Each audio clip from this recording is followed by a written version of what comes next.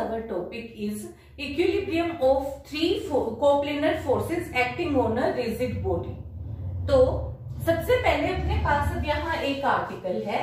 इस आर्टिकल में है if three forces acting on a rigid body are in equilibrium they must be coplanar. अब इसमें हमारे पास है क्या, जैसे मैंने अब यहाँ पे तीन फोर्सेस लेट कर ली P Q R. P मैंने एक ये फोर्स कंसीडर कर ली, R एक ये, और तीनों क्योंकि मैं पैरेलल नहीं ले रही तो इसलिए मैंने एक फोर्स Q इनसे अलग इस तरीके से कंसीडर कर ली कि जो पैरेलल ना हो P और R के. P और R तकरीबन पैरेलल है क्योंकि फोर्सेस किसी भी टाइप से हो सकती हैं. दो फोर्सेस पैरेलल हो सकती है, तीन फोर्सेस पैरेलल हो सकती हैं, तीनों फोर्सेस एक दूसरे को कट करती हुई हो सकती है. तो मैंने तुम्हारे को अभी फिलहाल ये दिखाना है कि ये सिस्टम इक्विलिब्रियम में है और ये कोप्लेनर है. तो उसके लिए फिर अब मैंने क्या किया, तो मैंने दो फोर्सेस पैरेलल शेप में ले ली और एक तीसरी फोर्स कहीं पे जो नॉन पैरेलल टू P और R है ऐसे मैंने रिप्रेजेंट कर दी. A मैंने एक पॉइंट लिया जिससे P फोर्स जाने लग रही है, तो फिर मैंने यहां से A B एक स्ट्रेट लाइन ट्रेस करी जो कि Q फोर्स को किसी एक पॉइंट पे कट करती है. ठीक है, तो A B पॉइंट मैंने इस तरीके से एक स्ट्रेट लाइन ट्रेस कर दी. इसको मैंने आगे की तरफ बढ़ा दिया. तो अब इसी तरीके से फिर मैंने A से ही एक और तरफ A से B डैश की तरफ भी एक लाइन खींच दी.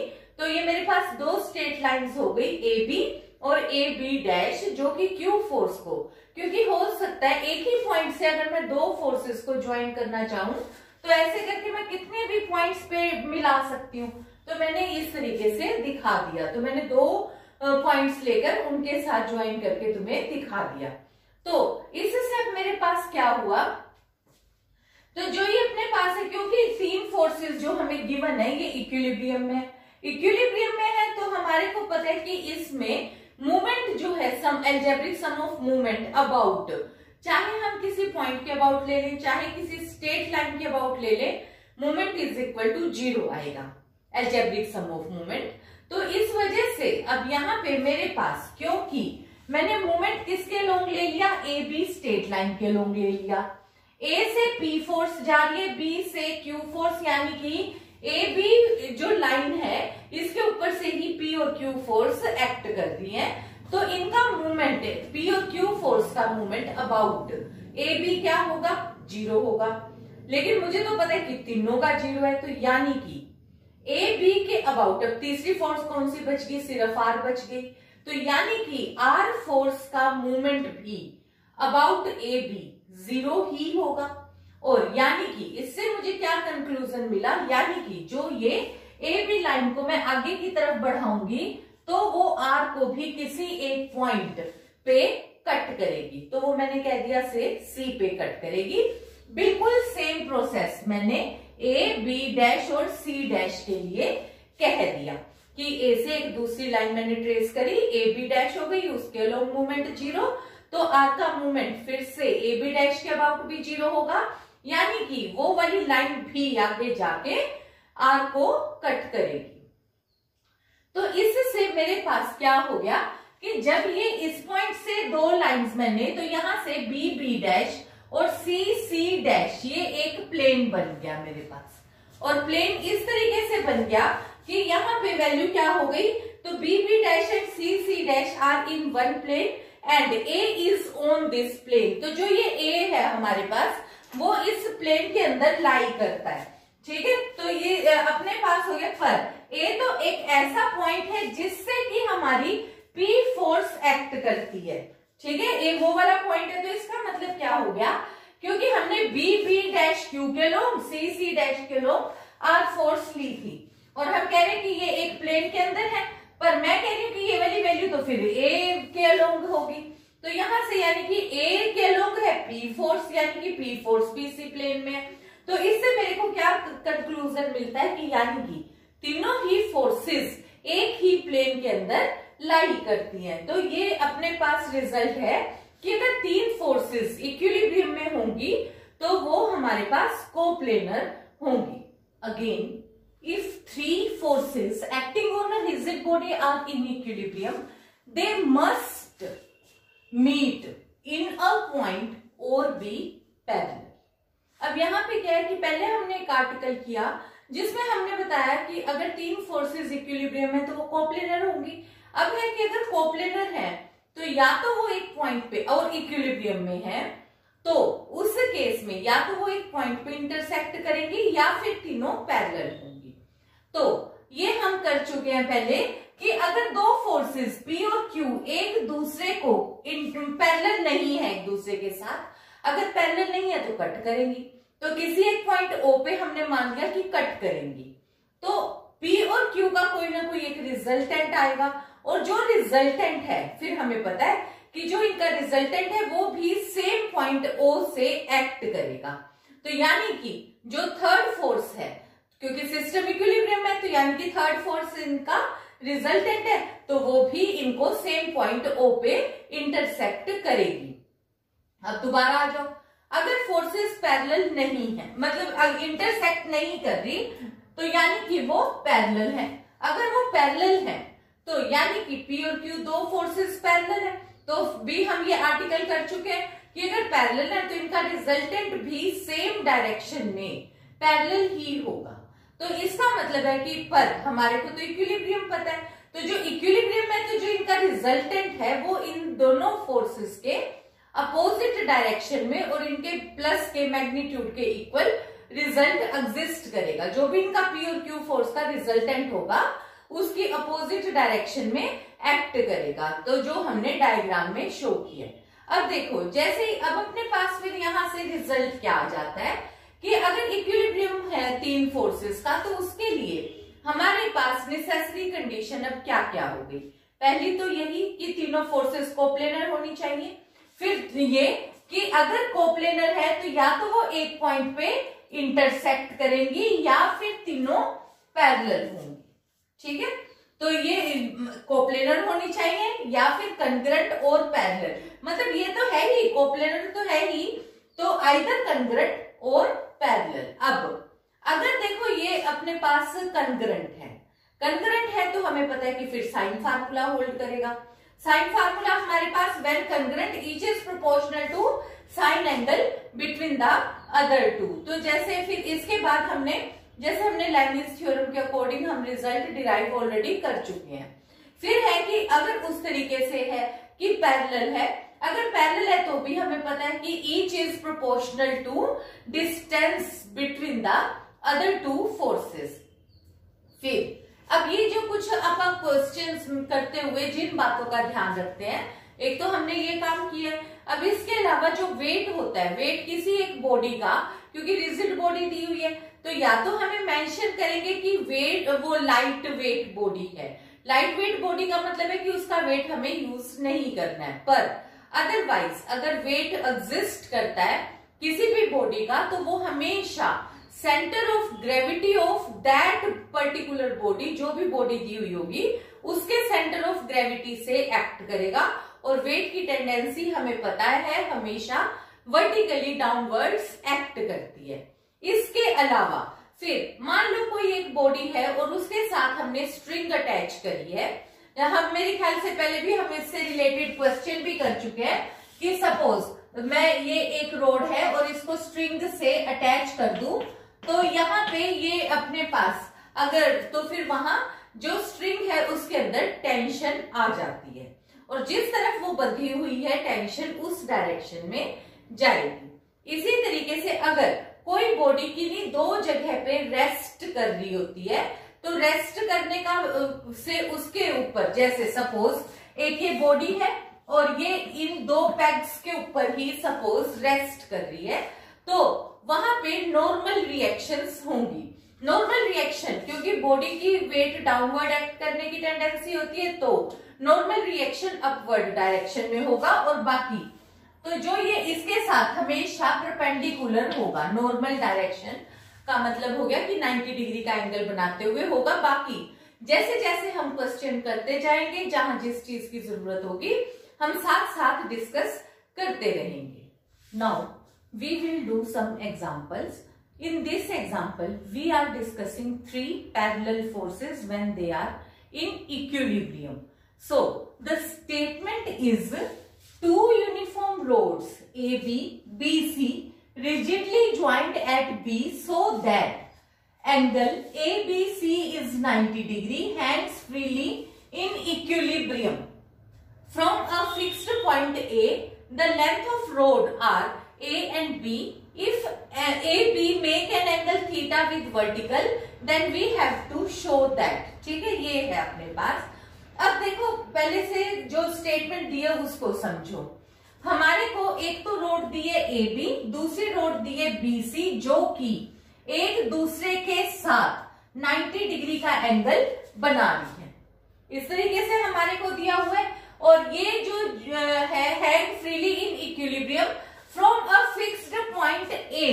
तो इस पॉइंट से ये हमने इसको हैंग किया हुआ है. तो जहां हैंग किया है तो तुम्हारे को पता है कि उसके ऊपर एक नॉर्मल रिएक्शन होगी, तो वो बिल्कुल अपवर्ड डायरेक्शन होती है. तो हमने इसलिए वहां से एक नॉर्मल रिएक्शन आर शो कर दी. अब देखो ये दूसरी रोड हमारे पास बीसी है, इस तरीके से जा रही है. अब इसके अलावा हमारे पास जो रोड है उसकी लेंथ ए और बी दी हुई है. ए बी रोड की लेंथ ए है, तो यानी कि उसके अंदर कुछ वेट भी होगा रोड के अंदर. तो क्योंकि यूनिफॉर्म रोड दी हुई है तो ये तो है नहीं कि भी किसी पोर्शन पे वेट ज्यादा होगा किसी पे कम होगा. तो यानी कि जितनी उसकी लेंथ है multiplied by weight of material, यानी कि हमने कंसीडर कर लिया से W है किसी मटेरियल का एक यूनिट का वेट, तो हमने AW वर्टिकली डाउनवर्ड्स एक्ट करा दिया. और हमें पता है कि अगर यूनिफॉर्म रोड होती है तो वो वेट जो centre of gravity of road है वो मिड पॉइंट होता है. अगर ये दिया नहीं हुआ, अगर या तो हमें दिया हुआ होगा कि सेंटर ऑफ ग्रेविटी इतने डिस्टेंस पे है, तो नहीं दिया हुआ तो हम रोड का मिड पॉइंट को सेंटर ऑफ ग्रेविटी का कंसीडर करेंगे इन केस ऑफ रोड. तो ये अपने पास फिर यहाँ पे हमने ए बी का मिड पॉइंट कंसीडर किया है G1, और G1 से weight vertically downward a W, a क्योंकि लेंथ है और डब्ल्यू हमने कंसीडर कर लिया कि बॉडी का जो भी मटेरियल है उसका वेट पर यूनिट. तो इसी तरीके से मैंने दूसरी रोड BC, उसका लेंथ कितनी दी हुई है B, और उसका भी सेंटर ऑफ ग्रेविटी हमने कंसीडर कर लिया G2, तो वो अपने पास G2 से उसका भी वेट वर्टिकली डाउनवर्ड्स एक्ट करेगा BW. अब देखो अपने पास अब सिस्टम में तुम एक ये ऑब्जर्व करो, एक तो वेट G1 से वर्टिकली डाउनवर्ड्स है, एक वेट G2 से वर्टिकली डाउनवर्ड्स है, एक A से वर्टिकली अपवर्ड है. तो ये सिस्टम हमारे पास तीन पैरेलल फोर्सेस का है और सिस्टम इक्विलिब्रियम में है. तो अब हमारे को इस तरीके से क्वेश्चन सोल्व करना है कि कब अपने पास जब तीन फोर्सेस इक्विलिब्रियम में हो. और अब हमारे को दिया हुआ क्या है कि जो ये रोड है वर्टिकली के, इफ ए बी रोड, जो ये ए बी है ये वर्टिकल के साथ एंगल थीटा बनाती है. अगर ये एंगल यहाँ वर्टिकल के साथ थीटा बना रही है तो क्योंकि ये स्ट्रेट लाइन और यहां से भी ये क्योंकि 90 डिग्री का एंगल, मतलब ये भी लाइन बिल्कुल इसके पैरेलल है, तो ये वाली वैल्यू 90 डिग्री और ये लाइन इनको कट कर दी है. तो जो एंगल थीटा यहां बना है वही एंगल थीटा इधर भी बनेगा. ये हमें पता है एंगल 90 डिग्री का है, तो ये एंगल कितना हो गया 90 माइनस थीटा हो गया. फिर मुझे पता है कि ये एंगल 90 डिग्री का है, तो इस वजह से ये वाला एंगल मेरे पास कितना बन गया, ये एंगल भी मेरे पास थीटा बन गया. तो ये तो मैंने एंगल्स डिस्कस कर दिए. अब आ जाओ मूवमेंट के लिए.